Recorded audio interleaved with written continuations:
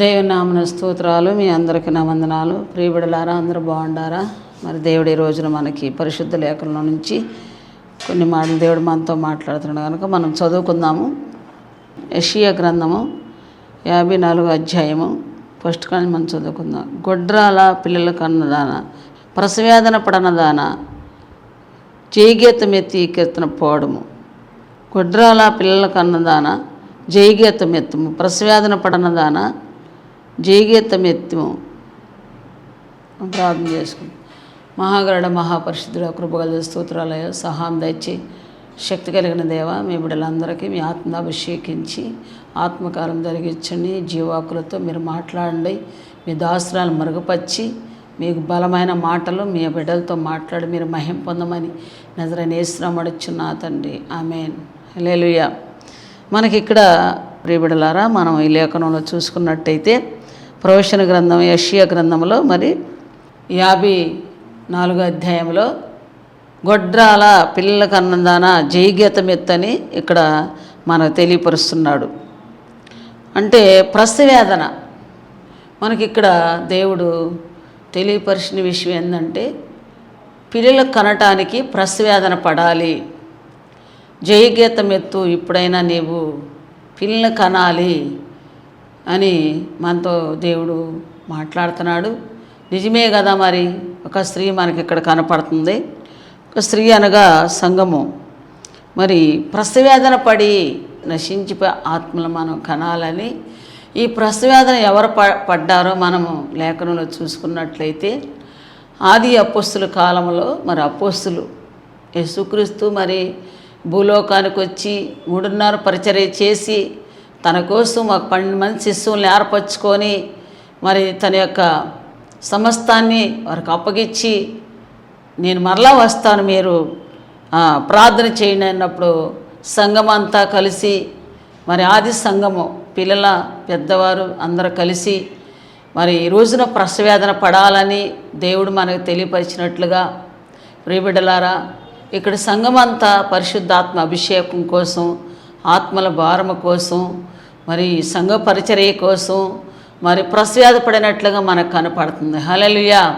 అపోస్తుల కార్యం 2వ అధ్యాయంలో మనం చూసినప్పుడు అక్కడ ఆది అపోస్తుల కాలంలో జరిగిన సంగతి అభిషేకము కోసం మరి ప్రసవేదన అంటే అనేక మంది మారు మనసు పొంది రక్షించబడటానికి ఈ కడవర కాలంలో దేవుని యొక్క రాకడ అతి సమీపంగా ఉందగనక ప్రియబిడ్డలారా, దేవుడు మనతో మాట్లాడుతున్నాడు ఈరోజు పరిశుద్ధాత్మ దేవుడు. హల్లెలూయా. నిజమే కదా. ప్రసవేదన పడనవారు గొడ్రాలుగా ఉంటారు. కానీ ఈ లోకంలో మనము ఒకవేళ పిల్లలు లేకపోతే మనము ఆలోచన చేద్దాం. ఎవరికైనా పిల్లలు లేకపోతే ఎంతో వారు వేదనతో, అవమానాలతో, నిందలతో మరి ఉంటారు. వారి జీవితంలో సంతోషము, ఆనందము ప్రతి ఒక్క స్థలములో వెళ్ళిన ఉడకలు ఎదుర్కోకుండా వారు ఎదుర్కొంటా బాధపడతా ఉంటారు. హల్లెలూయా. అలాగే దేవుని రాజ్యంలో నీవు నేను ప్రసవేదన పడి మరి నశించిపోయే ఆత్మల కొరకు ప్రార్థన చేయాలని దేవుడు మనతో మాట్లాడుతున్నాడు. దేవుని నామానికి మహిమ కలుగును గాక.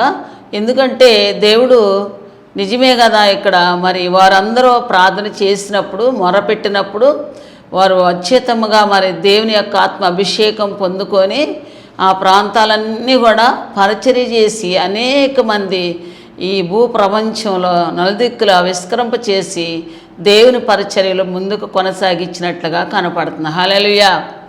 మనము కూడా పరిశోధించుకున్నట్లయితే మన జీవితంలో మనము కూడా మరి ప్రసవేదన పడటానికి అంటాడు. మరి దేవుడు ఒకనాటి ప్రసవేదన ఒక జనంగానే కంటావా? అది ఒక జనంగానే కనాలంటే ఒకరోజు ప్రసవేదన సాలదు.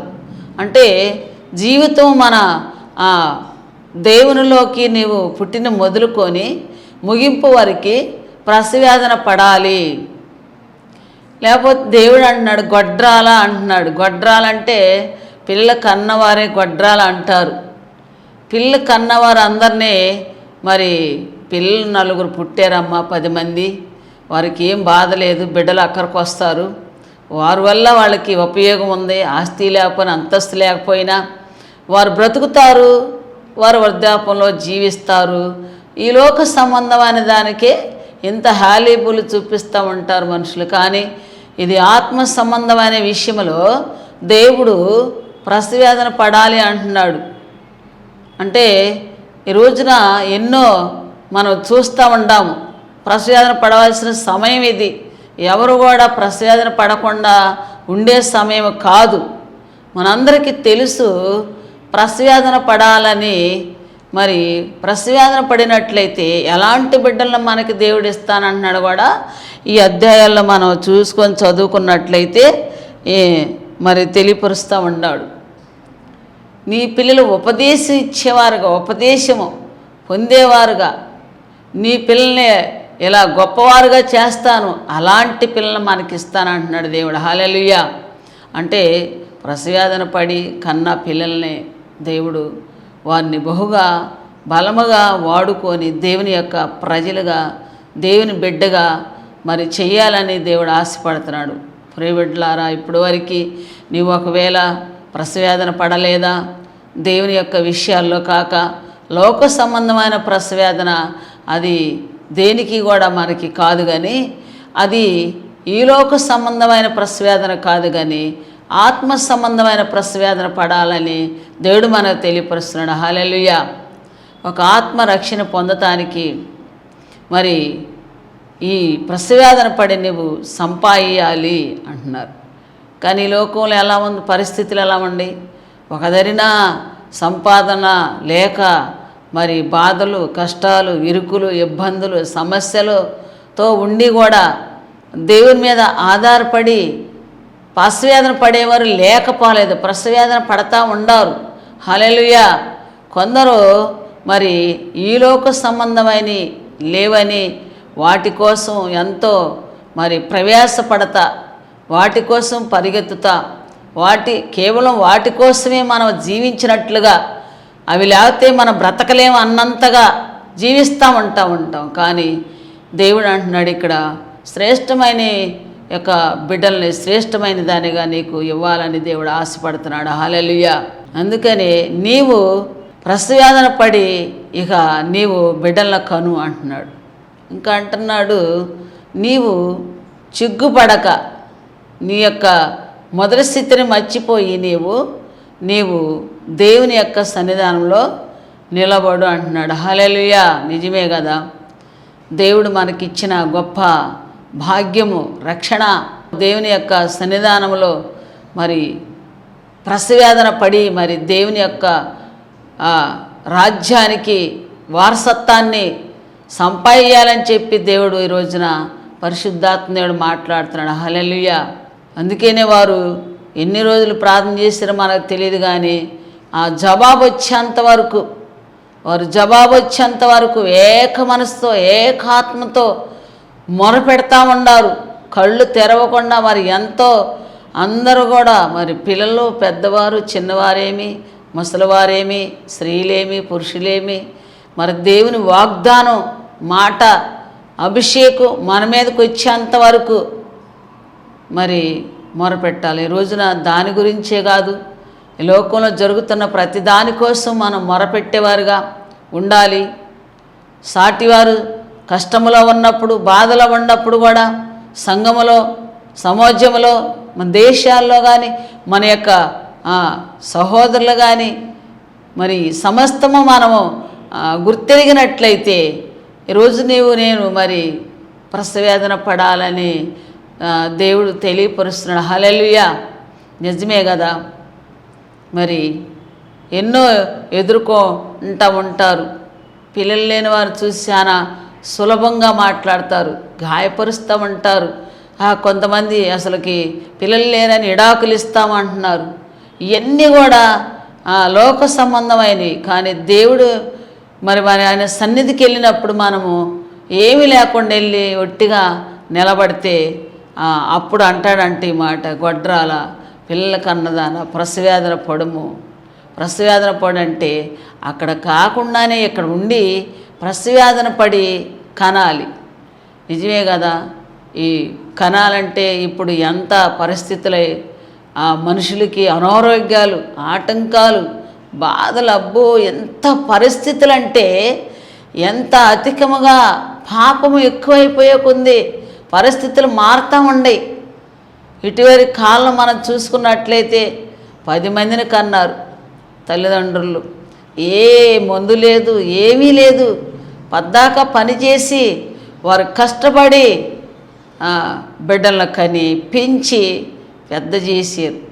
ప్రయోజకులుగా మంచి ఒక తల్లిదండ్రులకి ఇదేలు కలిగి జ్ఞానముగా వారు చెప్పిన మాట విని నడుచుకొని అభివృద్ధి చెంది ఆశీర్వదించి పొందిన వాళ్ళు లేకపోలేదు. హల్లెలూయా. అందుకనే ఇక్కడ మనము కూడా మన తండ్రి మాట విన్నట్లయితే, మన యేసయ్య నీ కొరకు నా కొరకు ప్రాణం పెట్టిన గొప్ప దేవాతి దేవుడి విషయంలో నీవు నేను ప్రసవేదన అంటే ఆ మొట్టమొదటి ప్రసవేదన మన తండ్రి మన కొరకు పడ్డాడు. ఎందుకంటే ఆయన ప్రసవేదన పడ్డాడు. ఆ ప్రసవేదన ఎక్కడ పడ్డాడు?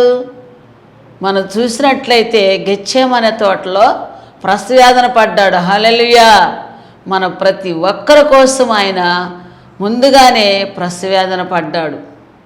ఆ ప్రసవేదనలో ఎంత ప్రసవేదన అంటే చెమట రక్తముగా మారినంతగా. చూసావా? చెమట రక్తముగా మారిపోయింది.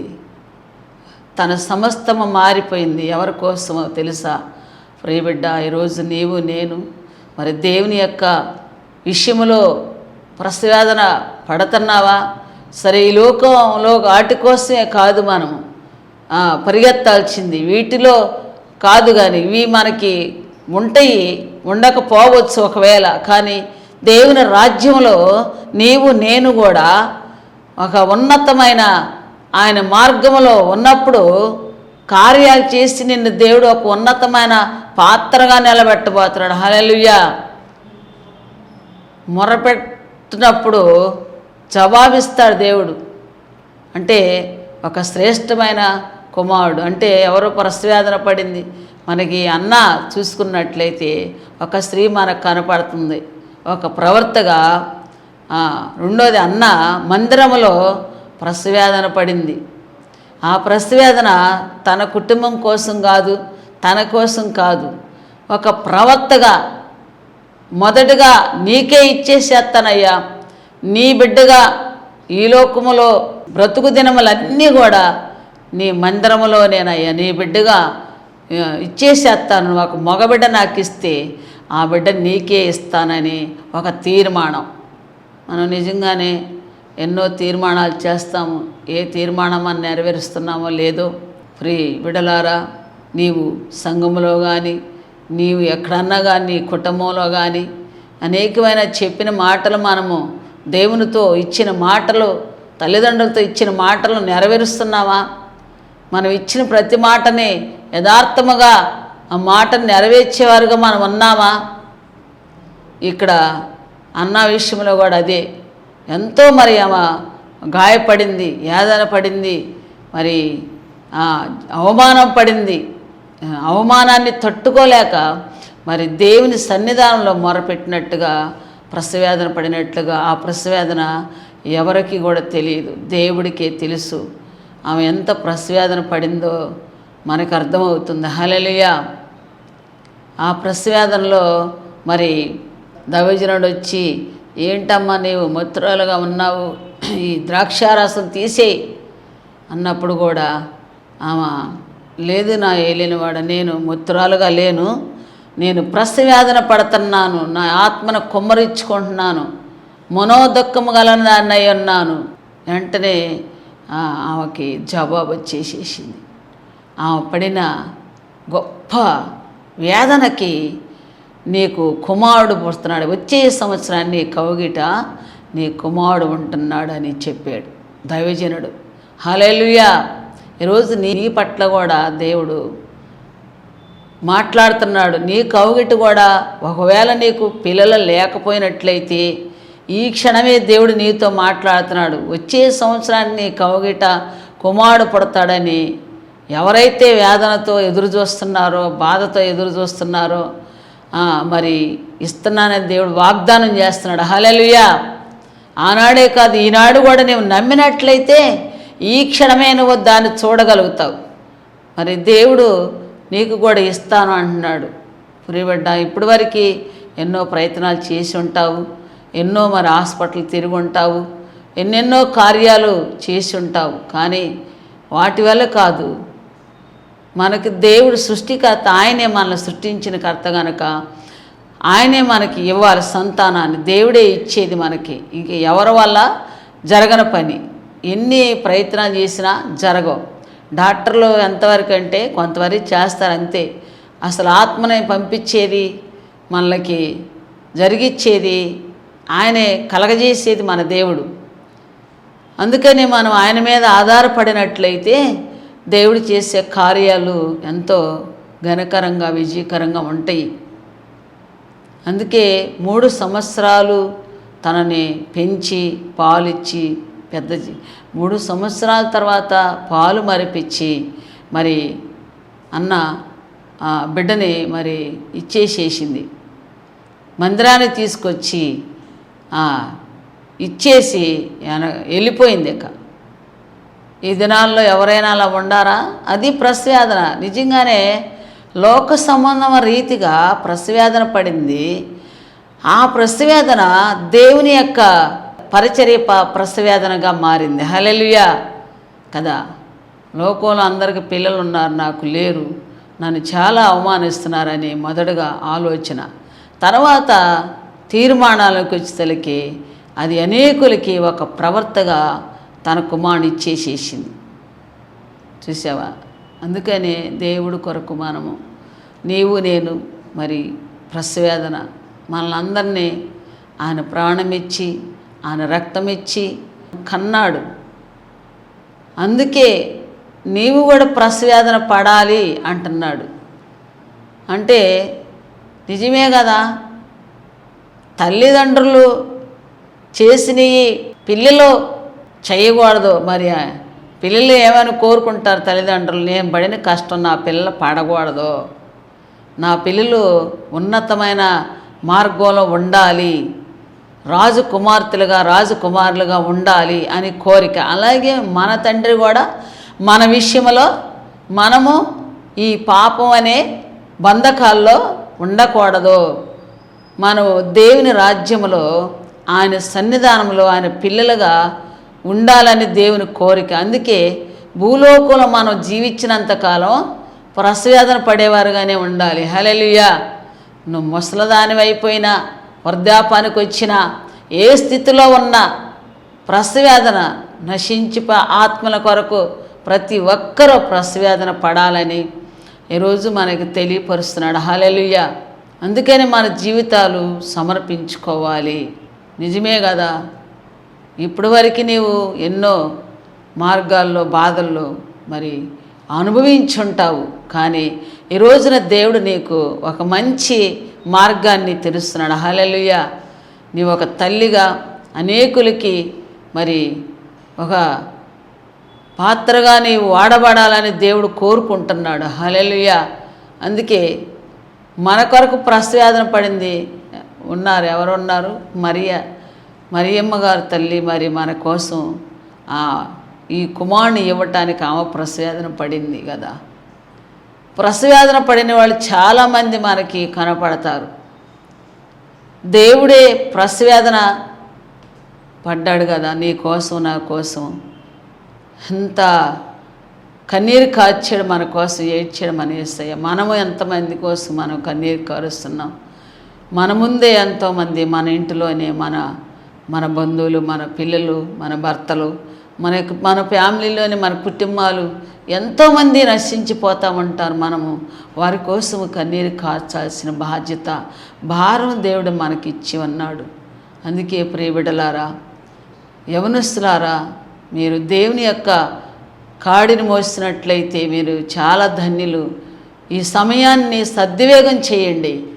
ఇప్పుడైనా నీవు ప్రసవేదన పడము, ఇప్పుడైనా నీవు జయగీతం ఎత్తము అంటున్నాడు. అంటే ఇప్పుడైనా అంటే ఇప్పటి వరకు ఒకవేళ పడలేదేమో, ఇప్పటి వరకు జరగలేదేమో, ఇప్పటి వరకు చేయలేదేమో, కానీ ఇప్పుడైనా అంటే ఈ క్షణమే, ఈ మాట వినపడిన క్షణమే నీవు కన్నీరు కాచేదానిగా, దేవుణ్ణి అడిగేదానిగా, మరి ఆ బిడ్డలను కనేవారుగా మనం ఉండాలి.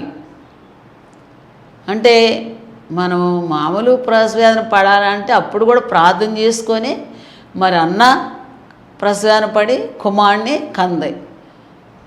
మామూలుగా మనం ఈ మా ఆత్మీయ పిల్లలను కూడా మనము కనాలి. రక్షణ అనే ప్రతి వారికి మనము అందించేవారుగా, నడిపించేవారుగా, వారిని దేవుని మార్గాలు చూపించేవారుగా నువ్వు ఉన్నావా? ఈ మధ్యాహ్న కాలంలో వారిని నడిపించేవారుగా. నిజమే కదా, మనం దేవుని సన్నిధానంలో అడిగినప్పుడు అవన్నీ మనకు అనుగ్రహిస్తాడు. అందుకని నీవు ఎన్నటికీ కూడా ఈ లోకంలో ఎన్నటికీ కూడా నీవు ఈ బాధలు, ఈ కష్టాలన్నీ తొలగిపోవాలంటే ప్రసవేదన పడాలి. ఈ బాధలో ఈ కష్టాలన్నీ తొలగిపోవాలంటే ప్రసవేదన పడాలి. అందుకని మన జీవితంలో మనము ప్రసవేదన పడేవారుగా ఎంతో అద్భుతాలు, ఆశ్చర్యాలు దేవుడు జరిగించబోతున్నాడు. నిజమే కదా, ఎన్నో నిందలు, అవమానాలు మన మీదకి వస్తున్నాయని అనుకున్నట్లయితే నువ్వు ప్రసవేదన పడలేవు. అవన్నీ వచ్చినప్పుడు ఆహ్వానిస్తాయి, మనల్ని ఏం చేయలేవు. ఈ శ్రమలో, ఈ బాధలు, ఈ కష్టాలు, నిందలు, అవమానాలు ఇవన్నీ మన మేలు కొరకేనని నువ్వు దేవునికి ముందుగా అడుగేసినట్లయితే నిన్ను దేవుడు ఒక ఘనమైన పాత్రగా చేయబోతున్నాడు. హల్లెలూయా. ప్రియబిడ్డ, నీవు కూడా ఈ రోజున మరి కార్యములు దేవుడు జరిగించబోతున్నాడు. దేవుని చేసే ప్రతి కార్యాన్ని మనము గ్రహించినట్లయితే పరిశుద్ధాత్మ దేవుడు నిజమే కదా మరి ఆమె ప్రసవేదన పడమని దేవుడు ఆజ్ఞాపించాడు. ఇప్పుడైనా అంటున్నాడు, నీ పిల్లలు ఉపదేశం పొందుతారు అంటున్నాడు. అది ఉపదేశం అంటే దేవుని చేతిలో వాడుకొని ఒక బలమైన నీ జనాంగముగా దేవుడు చేయబోతున్నాడు. ఒక జనముగా నిన్ను ఒంటరిదానికి కాదు, నువ్వు ఒక జనముగా చేయబోతున్నాడు దేవుడు. నిన్ను నీ పిల్లల దేవుడు వాడుకొని బలమైన కార్యాలు దేవుడు చేయబోతున్నాడు. అందుకని మన జీవితాలు సమర్పించుకొని కార్యములు దేవుడు జరిగించబోతున్నాడు. నిజమే కదా, మన దేవుడు మన కొరకు ఎన్నో శ్రమలు, ఆయన పడిన బాధలు మనం చూస్తాం. లేఖనాలు మనం చూసినప్పుడు ఆయన ఎన్ని శ్రమలు, ఎన్ని బాధలు నీ కొరకు, నా కొరకు ఆయన పడి ఉన్నాడు. ఈ మధ్యాహ్న కాలంలో ప్రియబిడ్డ, మరి నీవు నేను కూడా మరి ప్రసవేదన పడి అనేక ఆత్మల్ని సంపాయాలని దేవుడి ఉద్దేశం. ఆయన సన్నిధానంలో మనము కనపడినట్లుగా మనందరం ఈ నిజముగా ఈ కాలంలో, కడవర కాలంలో దేవుని రాకడ అతి సమీపమైంది కనుక మరి ప్రసవేదన పడి దేవుని యొక్క కృపని సంపాదించుకొని ఆయన యొక్క మహిమను ఈ లోకములో అనేకులు మరి చూసినట్లుగా నీ ద్వారాగా మరి నా ద్వారా దేవుడు చేయబోయే కార్యాన్ని మన జీవితాల్లో సమర్పించుకొని ప్రసవేదన పడి మరి అర్పించుకోవాలని దేవుడు ఈ మాటలు దీవించునుగాక. ఆమేన్. ప్రార్థన చేసుకొని. మహాగరుడ, మహాపరిశుద్ధుడ, కృపగల స్తోత్రాలయ్యా, సహాయం దయచి దీవించు. పరిశుద్ధాత్మదేవ, ఇప్పటి వరకు మాతో అయ్యా నువ్వు మాట్లాడిన ప్రతి మాటను బట్టి స్తోత్రాలు. ప్రతి ఒక్క బిడ్డకి ప్రసవేదన అనే ఒక అంశం మీదనైనా మరి ఈ లోకములు నశించి ఆత్మల కొరకునైనా ప్రసవేదన పడి అయ్యా మీరు అనేక బిడ్డలను కనాలని నేను వాగ్దానాలు చేసిందే స్తోత్రాలయ్యా. బిడ్డలందరికీ మీరు సహాయం దయచి వారు శారీరకంగా, ఆత్మీయంగా ప్రసవేదన పడేవారుగా, బిడ్డలు లేని వారందరికీ నాయన వారు ప్రసవేదన పడి మరి బిడ్డలను దయచి ఆ బిడ్డలే ఒక దేవుని సైన్యముగా మీరు చేయండి ప్రభా. ఇచ్చిన ప్రతి బిడ్డని నీ కొరకు వాడటానికి, నీ కొరకు నాయన నడిపిస్తానికి వారికి అనుగ్రహించు తండ్రి. సహాయం దయచి ఏ బిడ్డలో బాధలు, కష్టాలు, ఇరుకులు, ఇబ్బందులు, సమస్యల్లో ఈ యొక్క కట్టుబెట్లాడుచుండగా ఈ మధ్యాహ్న కాలంలో మీరు విడుదలిస్తున్న యేసే స్తోత్రాలు. ఎంతమంది అనారోగ్యాలతో సొత్తపరచు ప్రభా. అనారోగ్యాలు ఆయా శాతవర శక్తులు, మాంత్రశక్తులు, అల్లరి శక్తులు, శేఖర శక్తులను ఆయన కాల్చేసి పీడింపబడుతున్న దురాత్మ శక్తుల్లో నుంచి విడుదలిస్తున్నాయి యేసయ్య స్తోత్రాలయ్యా. వారికి ఏ బాధ లేకుండా ఆయన మీరు స్వస్థపరిచి మీ రక్షణ మార్గం ఇవ్వండి అయ్యా. సహాయం దయచి ఎందరైతే రక్షణ పొందలేదో వారందరికీ రక్షణ ఇత్తన యేసయ్య స్తోత్రాలయ్యా. మీ రాజ్యానికి వారసులుగా చేయతండి. లక్షల కంటే విలువైనది రక్షణ ప్రభా. అయ్యా ప్రసవేదన పడటానికి కూడా కృప చూపించిన ఆయన యవనస్తులు యవనాలు మీరు జ్ఞాపకం చేసుకోండి. మీ సన్నిధిలో నీ రాజ్యావత్తుకి వారు అవసరమై ఉన్నారు. లేవనెత్తి వారిని కూడా మీ బలిష్ఠులుగా మీ రెక్కల కింద మీరు భద్రపరచండి ప్రభా. సహాయం దయచి కృప చూపించిన ఆయన ఎంతోమంది ఆర్థిక బాధలు, అప్పు సమస్యలు, కోడి సమస్యలు కొట్టివేసి వారి మార్గాలు సరళం చేసి ఈ మధ్యాహ్నం దీవెనకరముగా మీరు అక్కడ సిద్ధపడుగా ప్రతి ఒక్కరూ సిద్ధపాటు కలిగిన ఆయన మెలుకుతూ ఉండి ప్రసవేదన పడిన ఆయన మేము ఎత్తబడే గుంపులో ఉండి ప్రతి ఒక్కరికి మీరు అనుభవాలు దయచేయను ఆయన. శాశ్వతం లేని జీవితం కోసం కాక శాశ్వతం అనే జీవితాన్ని ఆయా గుర్తిరిగినట్లుగా సహాయం దయచేయి. అవసరాలు తీర్చండి. ఏ బాధలు అయినా సరే నాయన సాతాను చేసే ప్రతి కుతంత్రాలు కూల్చివేసి ఫ్యామిలీలు కుటుంబాల ఆనందం, సంతోషము, సమాధానము వారికి అనుగ్రహించి వారి దీవెనకరంగా మహిమకరముగా ప్రతి ఒక్క బిడ్డను మీరు జ్ఞాపకం చేసుకొని ఆశీర్వాదకర్తలుగా చేసి ఆనందపరచమని బహుగా దీవించమని నజరేయుడైన యేసు నామమున అడుగుచున్నా తండ్రి. ఆమేన్. దేవుడు మిమ్మల్ని దీవించి ఆశీర్వదించును గాక.